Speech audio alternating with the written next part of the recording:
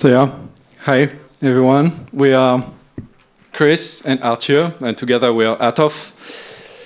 And we are super happy to finally show the Faderpunk, which has been massive undertaking. We've been working on this for more than 2 years now. It was a lot of work. I mean, that was really maybe too much. So yeah.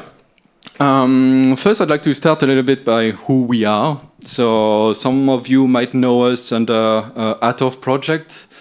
We decided to change the name because ATOV sounds better, shorter, easier. And so we started actually. We're mostly famous for making the 16N Faderpunk, which was a MIDI, CV, and USB controller. And this was a redesign of an open source project that I did a long time ago. And somehow Schneider's got to hear about it and was like, oh yeah, we'd like to have it in the shop and so on. But that's not really what we wanted to do in the first place, to do redesign of stuff or clones or anything. So when it came time to discontinue the 16N because of some parts availability, we were thinking about how to capture the spirit of open source, of collaboration, of all of this basically, because it's very much a community work. And so we came up with this thing, which is Faderpunk, which is a controller, but way more than that. So the idea is that you've got channels, which are a jack, a fader, and a button. And on each of these channels, you can run apps. So you can have an LFO, a sequencer. When you take more than one channel, you can have an envelope. You can have lots of things like this. And one thing that I forgot to mention is that the jacks can be inputs or outputs. So depending on what the app is, it will have a different function. And maybe Chris, you can start showing the configurator, actually show what the apps are and how do they actually work. Actually, how do we do this? I didn't really think about it. Do you have to hold the microphone? I mean, I can show the configurator and you can talk. Okay. You can actually see I have 2 units here that I'm going to use later to make a little performance. And on it, I have here a sequencer, some Euclidean rhythms, I think 4 envelopes, LFOs, MIDI to CV, CV to MIDI, some just standard controls as well to control Bitwig.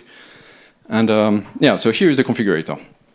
So you can see on this device here that I can show, a cable could be longer. But yeah, so you have all of these channels that are purple right now. And Chris is gonna delete some of the apps. So that's how you receive it, basically. When you receive it, it has 16 times the control app, which is just a pure, you move the controller, the fader, and then it sends CC, it sends CV, it sends I2C, and you have a mute button, and you have a bunch of parameters for this this channel. So here Chris is adding an LFO, and then you can see now you have an LFO on this one channel. So now it's turning like this. You can change the waveform by pressing the button. Okay, now he's adding an envelope. Can take an extra cable, and if I connect the LFO output into the input of this one, then here I have an envelope that you can see triggering. Yeah. So and then there's a lot of apps that we have on the that we've developed so far. We have 17 of them. We which you can see the list here. So, one of the challenges as well is that because we can do so much, basically we can do anything CV related. Cannot do audio, but can do anything CV or MIDI. The question was, what do you do when you can do everything? So we started by really trying to cover the basics. So MIDI to CV, CV to MIDI, standard controllers, standard AD envelopes. What do we have? We have Turing machines, we have envelope follower, we have slew limiters, we have attenuators, inverters, and all of this. And quantizer, and so on. Now I'm kind of missing this kind of. I can do it. I can do it like one hand, two hands. So another thing that you can do here is every app has also certain parameters that you can set. For example, for just the standard control app, which is just a resemblance of the old 16N, if you remember that, which is just like the 16N but digital. So now you can actually change the range in software. You can change the range from 0 to 10 volts, -5 to 5 volts pretty easily. Or you can, what we had is a request that a lot of people told us. This was actually kind of the origin story of this, where people said, okay, I want to change the curve. How do I change the curve? And we were like, okay, but this is analog. We cannot change the curve of the fader. So we made it digital. And then we said, okay, now we have a digital fader. What can we do with it? Like anything, like limitless possibilities. So now you can actually change it to logarithmic and exponential, which is like the most basic thing now that you can do, but you can do it now. And you can like change the MIDI channels, MIDI CC. This is the stuff that you probably used from the 16N. It gets more interesting when we go to other apps, like for example, the AD envelope. We have like also MIDI option, Turing machine. You can change all kinds of things. So every app has certain parameters that you can set that influence the behavior. You also say, okay, because you want to customize it even more, you change the color if you want. You can change like pretty much anything. And it's not really stopping there. So the thing is that one thing that was really dear to my heart when I started developing this is that we, first of all, wanted to make all of the software open source. So this software is going to be open source from day one when we release it. And I wanted to make it really easy for people to create their own apps. So you can look at other apps, you can look at the apps that we wrote, and look at the API that I've wrote, and just use that as to kickstart your own apps if you want to, if you feel like doing that. So open source, really easy to create your own stuff, and you can still use all of our tools with that. Do you want to get into like how the specific apps work a little bit more? Sure. So actually, one of the main thing that we wanted to do. So one more word again about the API is that I'm not a programmer. Chris is. However, I wrote all of the apps, and I started working like actually programming maybe like 3-4 months ago. And so that's actually a testimony on how easy it is actually to write apps for this. It's super simple, and but because it's not just an interpreter like lots of other stuff like on the monome stuff and so on, you actually have to compile the code, and you have to actually get your hands a little bit dirty, and actually have to learn properly how to program and actually do the stuff like text editor and so on. And that was actually a very conscious decision as well. At some point we were thinking, oh yeah, do we make an interpreter, or do we make it so that people have to compile? And we went the compile road because we want people to actually really learn how to program. And so there will be We are hoping to actually organize also some programming workshops for it, so that you can come with us and learn how to program your own apps, see how these things work, and so on. So yeah, and so as I said earlier, like we really wanted to cover the basics, but be smart about it. So when you look at the apps, so control is the standard thing.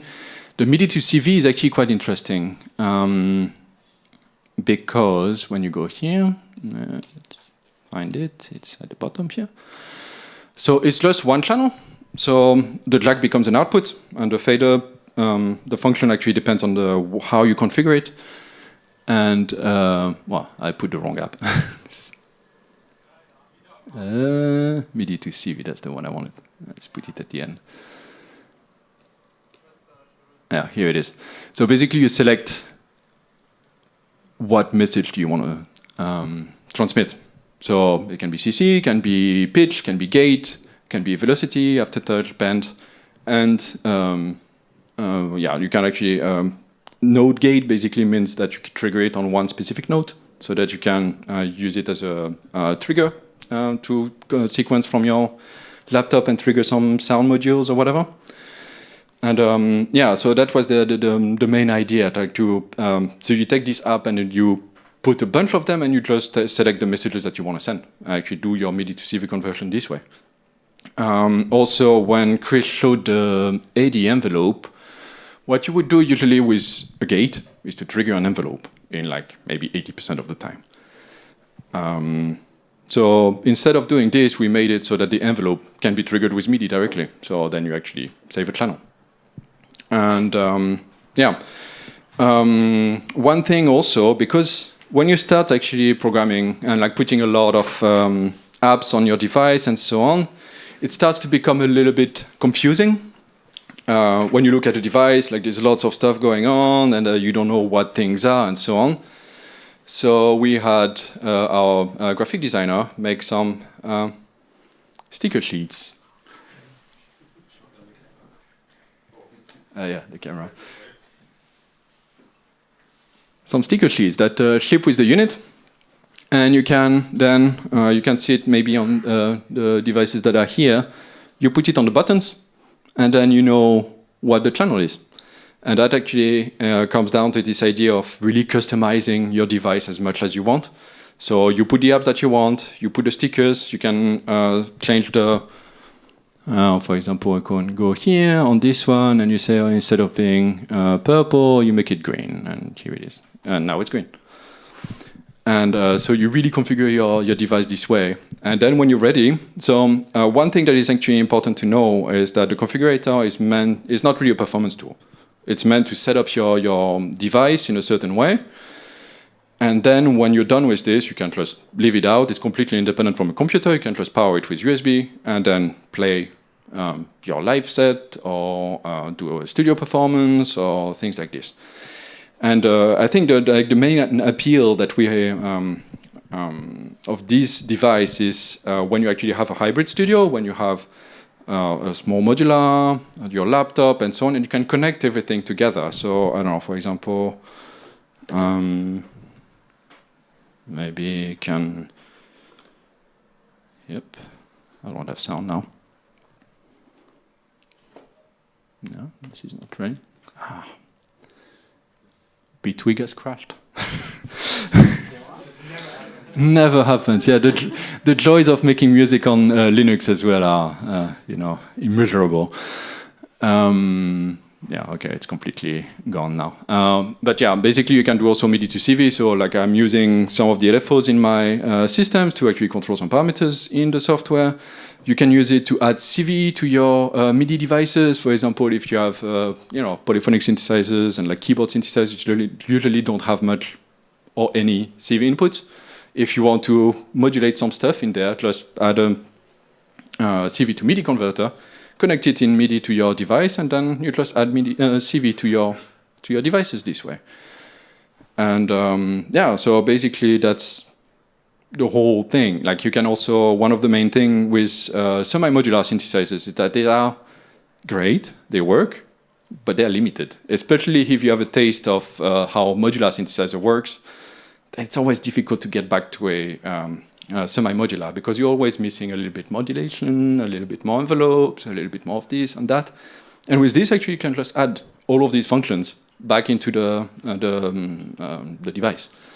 What you can also do is bring some of the modular functions, and that's why we design it this way as well, like Turing machines and so on. We've put that in there because these you usually don't have into your DAW. So being able to use a Turing machine in there is actually super nice. And okay. Another thing. So once you've done with the once you're done with the layout, then you upload it to your device, and then you have scenes. So the idea is that you can save the state of the device on 16 scenes. So that is the state of the apps themselves. So it's not going to be changing the layout or anything. But you can then record your sequences, you can record your envelope, your attenuation, all of this, and basically turn it into a preset machine. So you have your sequence, but when you change the scene, then it recalls the speed of the LFOs, it recalls your envelopes. Also, one thing is that on most of the apps, you also have attenuators, so you can change the range of each of them. So, for example, the LFO is not always at maximum, like an LFO module would be. You have attenuators, so you attenuate the thing, and this is also recorded with your scene. So it's really super powerful for that kind of things. Maybe I can let you speak so I can sort out the laptop. Sure. I mean, I can take some questions maybe if someone has one. Yes. It's a kind of a detailed question, but when we're talking about MIDI to CV conversion, what does the fader do? Yeah. What does the fader do? So for MIDI to CV, it depends. So I'm sending aftertouch. Yeah.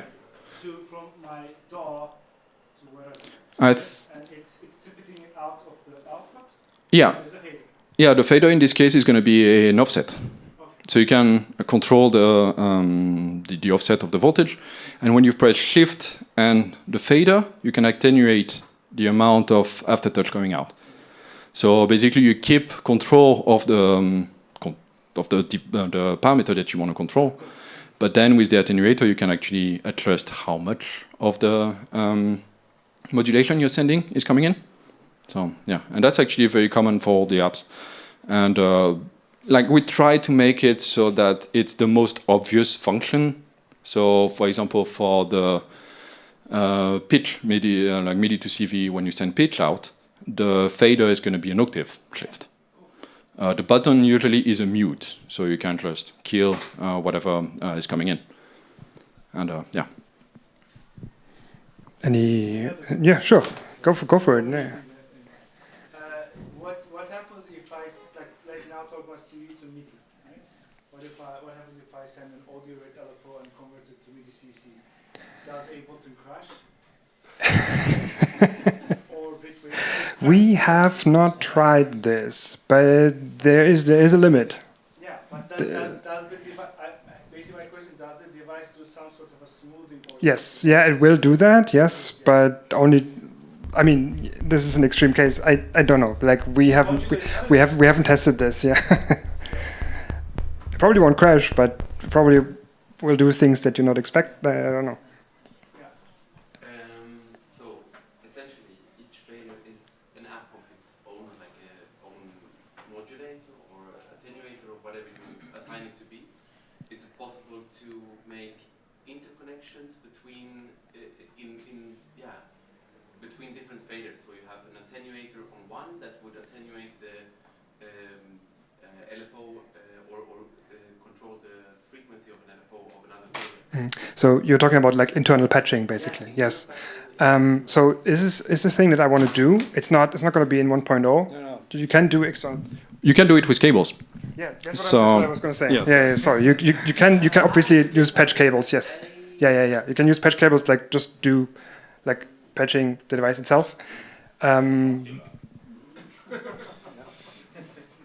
Pretty straightforward. Are we doing this now? So here, for example, I have the sequencer triggering envelopes, and I have the cables here that are coming from the output, the gate output, straight into the envelope, and then I have like little stackables. Same thing for the other channel. So yeah, you can do internal patching, and that's something that you can do, and it's really fun to do. It's you can actually turn this into a small CV modular system. And I mean, so far the apps are fairly basics, so they don't have a lot of CV input and so on. But that will come later. And one of the main thing is that we are releasing it now with 17 apps, but there will be a lot more to come. And we'll be trying to get a community around it to write their own apps and so on. And we'll also continue doing a lot of them. So I already have lots and lots of ideas, like at least like like a CV controllable LFO and stuff like this, which are not there yet, but that's actually super easy to do with the API. So yeah, this will come, and also we'll take a lot of suggestions for the apps and so on, and then build as many as possible with whatever capacities we have. But yeah. Yeah. Is it necessary to hook it up to a computer, or will it also work on its own? No, it's you don't need a computer. The computer, I mean, here it's for the configurator, so to load the apps and change the apps. That you need a computer for. But once you're done, you can just connect it to a USB power supply, and then you're good to go. And then it runs without the computer. So you can use it as like an independent sequencer and all of this. Yeah, absolutely. Yeah. Yeah, I mean, in this situation, I connected it to Bitwig, which I don't use a computer when I play music usually. So for demonstration purposes, I did today. But otherwise, yeah, you don't need anything else. And if you do it so, will it also feature like a clock input or something to connect it or interconnect it with other rhythmic devices? Yeah, so you have here, so you can, yeah, we need here it is. So with the configurator, you can set the internal clock. So what clock does this device actually listen to?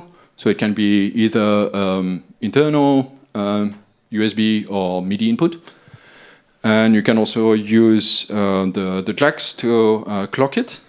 But when you set MIDI input or internal or something like this, you can then use these outputs, the one on the side there, here, as output for clock.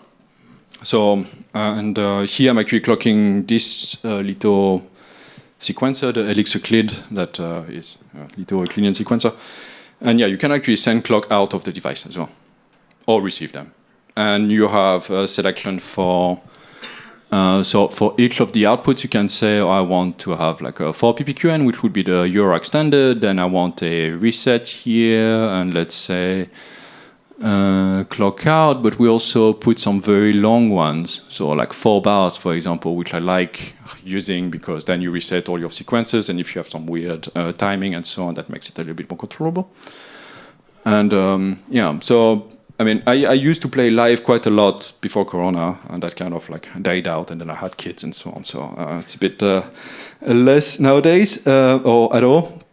And but yeah, I mean, I've played live, and I know, what you need to do that.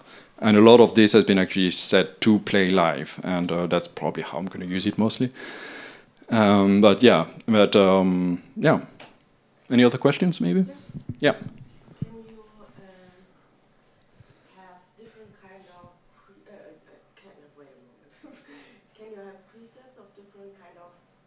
configurations you made in this app? So one time you want to use it configured as this, one time you want to have it as this, and can you recall them? Or? Like a global preset? Yeah, not global presets, your own made, configurations of the Yeah.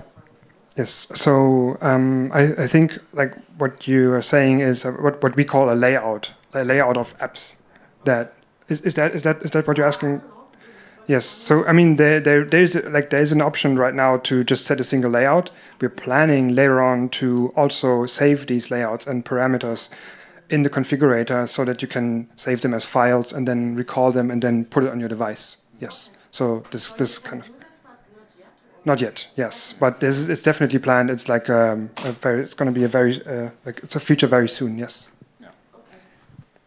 And, sorry if I... Yeah. No. Go ahead.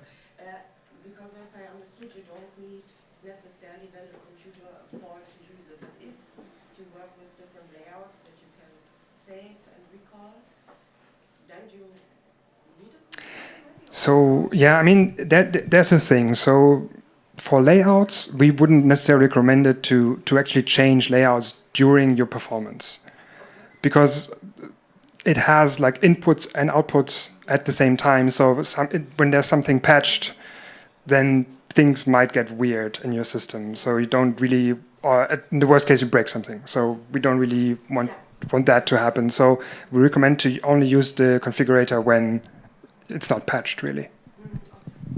Yeah, it shouldn't break stuff. It's been designed in a way that this shouldn't happen, but you know, it's always a bit safer not to connect output to outputs, for example, which used to be a problem in your rack maybe like 10 years ago. It would break the music, but the music would stop, that's for sure. Yeah, also we have memory limitations in the device itself. So we have enough to store all the scenes and so on, but we wouldn't be able to save the layouts this way. And also, like while saving the layout, you would be saving the scenes as well at the same time. So that we have, there's some hardware limitations there. One question, what's the CV outrage options? I saw 2, but will they be 0 to 5 as well? Yes. Yeah, it's either 0 to 5 or 0 to 10. Or then minus 5 to 5, right? What's that? Minus 5 to 5. Minus 5 to 5, yeah. So is it like 0 to 5 or minus 5 to 5 or both or? All three. All 3. Yeah, and that's for inputs and outputs. So, like some apps, for example, the CV to MIDI, you can set the input to either be 0 to 10 or plus or minus 5.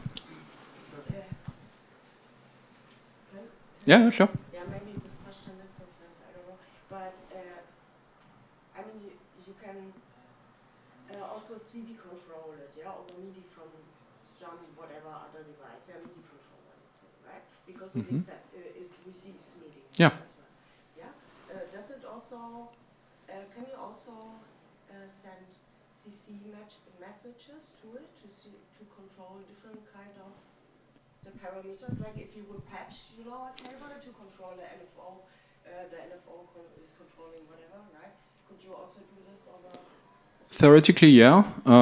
It's not the case yet in the apps right now, but that's definitely something we can do without much problems, yeah. Yeah. How fast can the internal LFOs go?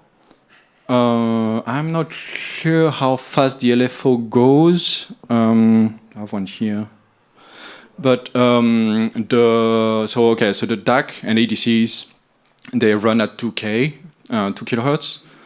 So, I mean, you would be able to get a square wave at 1 kilohertz maximum.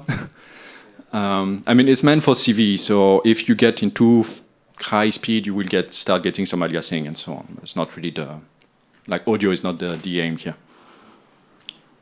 But it can go pretty fast already.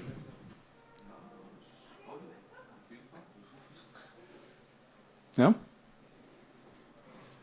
And the envelope is loopable? Yeah, the envelope is quite fun because so you get attack and decay shapes that are independent. You have an attenuator on the output, so you can attenuate it, and that's also saved. You have different modes, so it's just an AD for now, and you can have AD, you can have an ASR, and you can have a looping AD. And the input, there is also a trigger to gate converter. So you can extend the incoming gate, because the problem with modular is that you usually use triggers. So if you want to have a longer ASR, having a trigger to gate actually helps you making this long ASR. And if it's in looping, then actually you set how long will it loop. And if you put it at maximum, it will just loop forever. So you can turn it into an LFO with adjustable, shape.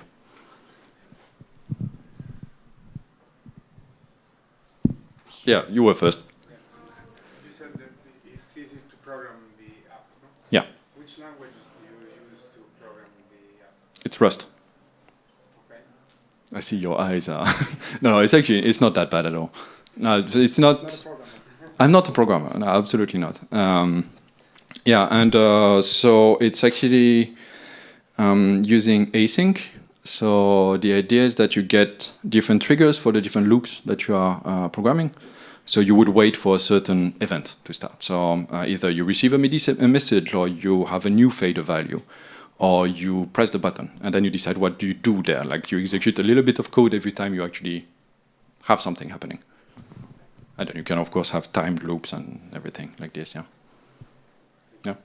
Could you show the connectivity options again? Because so far it has a button and the fader and the jack on top. And yeah. Briefly showed the side, but could you show sure. the camera? So on the back, maybe you can have the... Can we have maybe the camera on the screen? Oh, yeah. Almost. Okay, sure, I can show it. Fine. Yeah. Yeah, so you have you have the 19 CV or inputs or outputs, and then you have USB, MIDI in. You have two MIDI outs, I2C. So because the original 16N also had I2C, so that's useful to control modules like the disting and so on. And there is something called Punk Bus that we'll talk about later. Not quite yet. So that will come a bit later. We need to figure it out. But yeah, it's going to make it a lot easier to connect. That's a thing. Yeah. Are the brightness of the buttons and LEDs adjustable? Yeah. Maybe you can do it. Actually show, so this is at maximum brightness right now. Sorry. Yeah, and now we can actually. Yeah, it's not very visible, but it makes a difference. It does make a difference when you look at it like this. Maybe you can actually show to people. It's difficult to do. Look at it later. Yeah, you can come and actually we can climb around and we can play. Yeah, you can change the LED brightness. You also have a quantizer that is global for every apps. So you can set a scale and a root node, and yeah, this is also directly accessible. And yeah, so you've got different layers of control.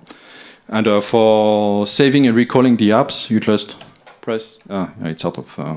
Yeah. Well, I will perform at some point.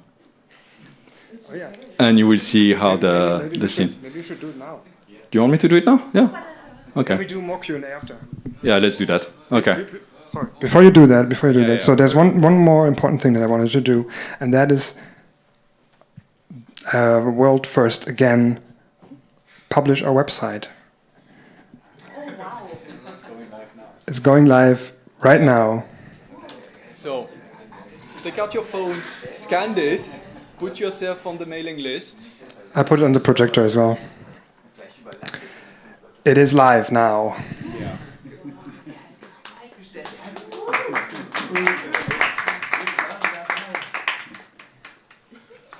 So,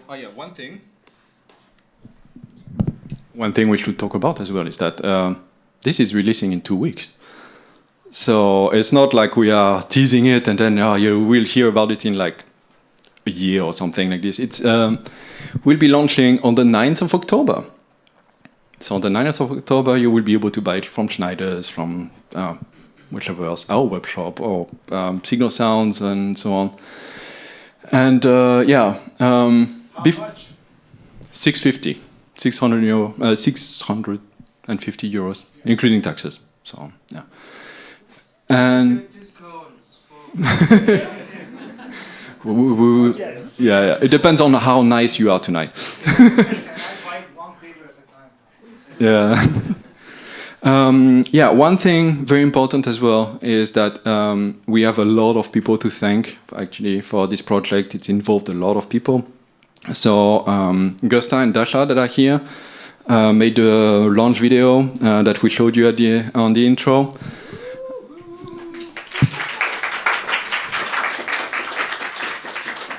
We have also a team of beta testers, so Felipe, Luca, and Anselm. Then we have a very good friend of ours who did design of the website, not the website, but the configurator, called Liza, who is not here tonight, but yeah. Graphic designer, that was Paper Noise, Hannes, who did the mutable instrument stuff, among many, many other things. Again. All the artwork and everything. Alex, who did all the pictures that you will see on the website, and that was also great work. And yeah, and I'd like to thank personally Chris for sticking with me and taking all my bullshit.